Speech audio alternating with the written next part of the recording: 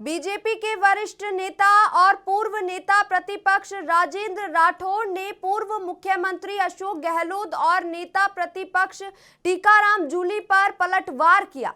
राठौड़ ने कहा, ये दोनों भजनलाल सरकार की जनहित की नीतियों से डरे हुए हैं, इसलिए अब झूठे आरोप और जुर्म का सहारा ले रहे हैं। राठौड़ ने आगे कहा, गहलोत को अपने गिरेबान में झांकना चाहिए। उनकी सरकार पूरे 5 साल जन चिंताओं में घिरी रही, गुटों में बटी रही। भ्रष्टाचार, पेपर लीक और प्रशासनिक अव्यवस्था के कारण जनता में चर्चा का विषय बनी रही।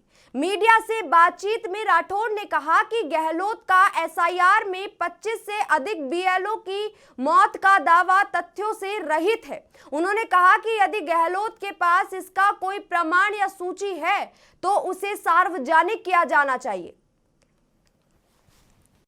कांग्रेस पार्टी और कांग्रेस पार्टी के बड़े नेता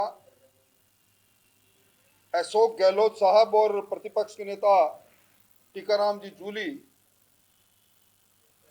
भजनलाल जी की सरकार, पारदर्शी सरकार जो अपने दूसरे वर्ष को पूरा कर रही है, इन 2 वर्षों में कोई भी भ्रष्टाचार का या किसी सरकार की नीतिगत किसी बात का जब विरोध करने की गुंजाइश दोनों नेताओं को नहीं मिली तो रोज कोई न कोई जुमला बोल देते हैं। गहलोत साहब कहते हैं कि सरकार नाम की चीज नहीं, विकास कहीं दिखाई नहीं देता, और जूली साहब कहते हैं कि एसआईआर के अंदर 25 से ज्यादा बीएलओ की मौत हो गई। एसआईआर मतदाता सूची के शुद्धता के लिए किया जाता है। मतदाता सूची में अवैध रूप से घुसपैठ करने वाले घुसपैठियों को बाहर करने के लिए किया जा रहा है।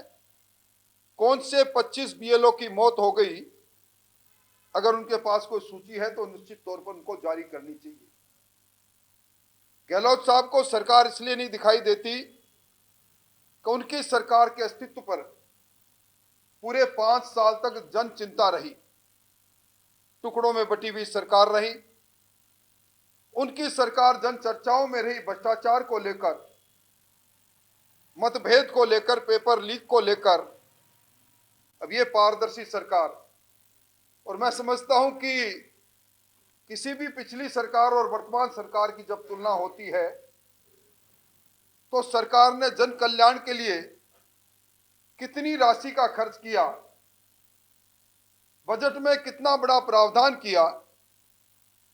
पिछली सरकार का जो अंतिम बजट था उससे 24% ज्यादा बजटीय प्रावधान करके डबल इंजन की सरकार, भजनलाल जी की सरकार ने विकास के नए मापदंड स्थापित किए हैं। सरकार ने नीतिगत फैसले लेने के लिए